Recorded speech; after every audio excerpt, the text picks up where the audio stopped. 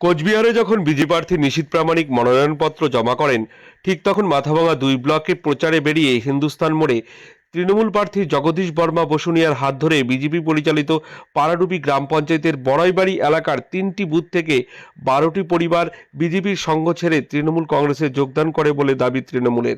এদিনের যোগদান কর্মসূচিতে উপস্থিত ছিলেন মাথাভাঙা 2 ব্লকের পঞ্চায়েত সমিতির সভাপতি শাবলু বর্মন, প্রাক্তন মন্ত্রী রবীন্দ্রনাথ ঘোষ, বিনয় কৃষ্ণ বর্মন, দলের জেলা চেয়ারম্যান গিরীন্দ্রনাথ বর্মন, যুব সভাপতি কমলেশ অধিকারী, স্বপন বর্মন প্রমুখ।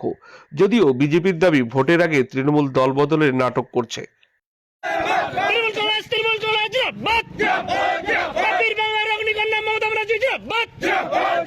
জগদীশ বর্মা